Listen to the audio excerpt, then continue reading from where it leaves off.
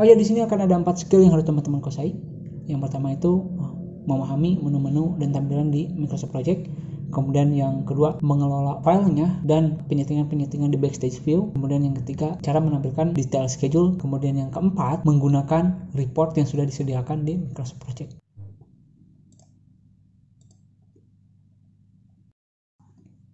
Ini tampilan awalnya. Di sini ada file yang terakhir kita buka. Kemudian di sini ada beberapa pilihan. Yang pertama ini apabila kita ingin membuat Microsoft Project dari awal. Kemudian yang ini dari template Microsoft Project yang sudah pernah kita buat, dan ini dari Excel, dan ini dari SharePoint. Kemudian teman-teman juga bisa memilih di bagian bawah ini template-template yang disediakan oleh Microsoft Project. Di sini kita pilih dulu yang Plain Project ya. Nah, ini tampilannya. Tampilannya itu sama saja seperti aplikasi Microsoft lainnya. Ada Quick Access, Ribbon, kemudian ada tab-tab. Di dalam tabnya itu terdapat perintah-perintah yang sudah digrupkan. Tentunya perintah-perintah ini sudah disesuaikan dengan keperluan untuk aplikasi project. Kemudian di sini ada status bar, di sini ada zoom slider untuk ke time scale yang di sini.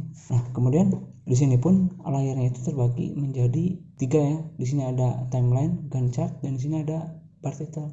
Nah, timeline ini bisa kita hilangkan. Kita masuk ke view, checklistnya dihilangkan jika ingin supaya terlihat lebih lebar ya. Tapi jika teman-teman ingin ditampilkan boleh saja. Biasanya sih saya tidak. Kemudian di sini ada perintah-perintah. Teman-teman untuk memahaminya sementara ini diarahkan saja ke perintahnya, kemudian di sini bisa dibaca deskripsinya. Masing-masing dari perintah ini mungkin nanti akan saya bahas saat masuk di materi supaya enak langsung dipraktekkan. Nah, secara garis besar di sini di tab test ini untuk pengaturan saat kita menginput uraian pekerjaan di sini. Kemudian di tab resource ini pengaturan untuk mengatur tenaga kerja dan material. Kemudian di tab yang ketiga ini reporting. Biasanya reporting itu nanti di akhir-akhir. Kemudian di yang keempat di sini ada informasi project, settingan project. Nih, project information. Tanggal mulai project, tanggal akhir, statusnya, kalender yang digunakan mau yang seperti apa. Nanti detailnya akan saya jelaskan saat mulai masuk materinya. Kemudian di sini view dan format ini lebih ke tampilan settingan layar ini, dan untuk yang format itu nanti settingan seperti barnya ini mau seperti apa untuk menampilkan di sini bar style atau settingan kolom. Jadi view untuk format ini lebih ke makeovernya supaya terlihat lebih cantik. Kemudian di sini ada opsi juga, kalau teman-teman klik kanan di sini ada opsi-opsi juga yang barangkali teman-teman butuhkan. Di sini juga ada opsi-opsi. Kemudian tombol perintah lainnya itu ada di tab file. Sini. Ini ada perintah-perintah lainnya termasuk di option ini. Nah, di sini tambahan lain seperti pengaturan format penanggalannya mau seperti apa. Ini kan seperti ini. Barangkali mau teman-teman rubah bisa. Atau perubahan ini mata uang diatur di sini. Atau perubahan jam kerja diatur di sini. Nah, biasanya yang saya setting itu di sini. Saya lebih suka menggunakan auto schedule.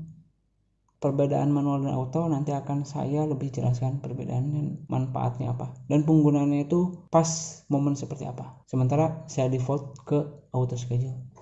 Kemudian klik OK. Kemudian kita masuk ke yang kedua, manage file and set option in the backstage view. Manage file ini, pengelolaan file ini ya ini nih.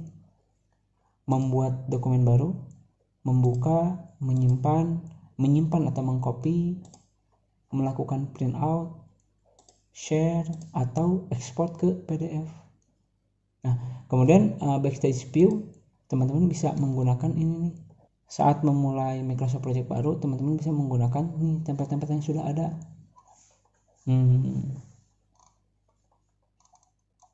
Untuk sampel lah, untuk sampel. Kemudian kita masuk ke yang ketiga, work with schedule details in view. Nah, kita akan coba ambil satu sampel template ya di sini. Kita coba yang ini nih, commercial transaction.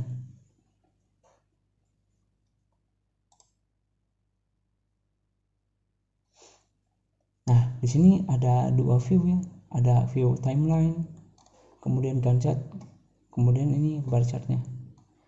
Nah, di sini saat teman-teman untuk poin yang ketiga ini kita bermain di view-nya itu yang mana? Nah, teman-teman bisa mainin di sini nih. Oke, sorry, kita ke tes. Nah, di sini ada banyak opsi-opsi pilihan view yang teman-teman butuhkan. Nah, di sini misalkan kita mau pergi ke kalender kerja. Nah, ini tampilan kalender kerja. Nah, ini misalkan timeline kita hilangkan dulu ya misalkan supaya kita fokus ke kalender kerja. Nah, ini. Kalender kerja biasanya ini untuk memudahkan view dalam 1 bulan ya. Ini nanti tinggal checklist atau kita tandai yang berwarna merah. Biasanya ini tim leader yang punyanya ini. Atau misalkan untuk PIC-nya hanya ditaruh di papan pengumuman atau apa, informasi. Kemudian di sini ada juga tampilan untuk network diagramnya atau ini resource sheet. Di sini daftar-daftar dari tenaga kerja maupun material nanti ada di sini. Kebetulan ini hanya tipenya ini hanya pekerja. Nah, sebetulnya ada material dan ada cost pengeluaran secara langsung. Kemudian di sini ada resource usage. Nah, ini berapa jam nih manpowernya? Berapa jam sih rata-rata yang dihabiskan oleh misalkan tuh general management, project management. Ini di sini ada settingan jam kerjanya di hari Senin berapa jam, Selasa pengaturannya. Ini nanti akan dijelaskan lebih detail di materi. Ini hanya sampel-sampel fitur-fitur dari Microsoft Project. Kemudian di sini ada resource form. Ini form pekerjaan. Saat kita membagi ke PIC yang bersangkutan bisa menggunakan form ini. Resource graph. Kemudian di sini ada task usage. Ini tergantung keperluan teman-teman mau menggunakan apa. Di sini detailnya itu sangat memudahkan. Oke, jika masih bingung ya wajar lah, belum dijelaskan. Ini saya hanya review fitur aja. Kemudian di sini ada banyak lagi ya, test form, test sheet, tim planner, dan ini timeline. Ini yang sangat memudahkan.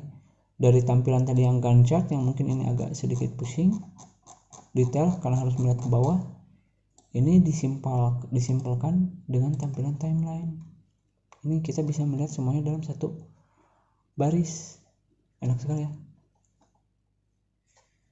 Nah, kemudian di mana lagi kita bisa ngatur view-nya supaya lebih enak untuk dilihat. Nah, di sini juga bisa view. Di sini ada resource sheet, tim planner, ini untuk masing-masing misalkan ini PIC. Kemudian di sini job-jobnya di sini detailkan.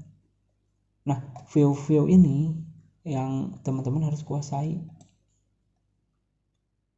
dalam artian sih memahaminya lah, karena fiturnya itu banyak, jadi tergantung teman-teman mau pakai view yang mana.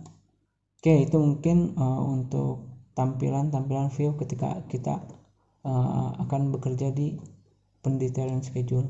Banyak sekali ya, tapi nanti satu persatu akan dibahas supaya lebih mudah. Oh ya, satu lagi, ini untuk reporting. Nah, ini enak sekali nih. Misalkan kita mau melihat alokasi manpower. Nah, ini nih. Di sini kalau kita lihat electric contractor nih yang paling tinggi 923 jam. Atau kita lihat ini nih, list overview. Nah, di sini nih. Di sini bisa diketahui jumlah jam kerja dari masing-masing PIC-nya nih. Kalau ini sih lebih ke bagian. Kemudian di sini ada reporting untuk cost, sepertinya ini belum ada. Nah, ini cost. Kita coba buka template yang lain. Nah, yang ini nih. Nah, ini untuk reporting cost-nya. Cash flow. Ini enak sekali ya. Oh ya, ini mata uangnya kita rubah dulu. Ini kan masih dolar, kita rubah dulu.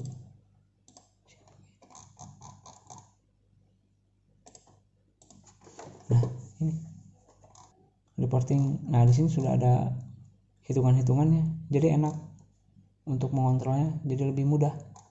Cost variance ini nanti menghitung sendiri, kita tinggal input saja.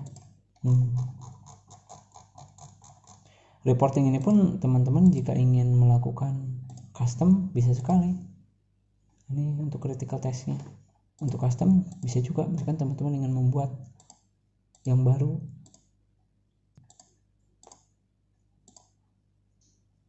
Custom disesuaikan dengan keperluan teman-teman.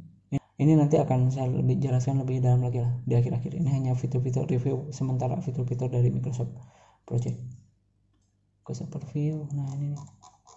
Oke, untuk view-view di Microsoft Project banyak sekali ya. Itu nanti kita menyesuaikan saja mana view yang akan lebih memudahkan kita dalam melakukan penyetingan, pengontrolan, itu disesuaikan saja. View-nya itu sudah banyak, tergantung kita memilih view yang mana yang lebih efektif untuk tipe pekerjaan kita.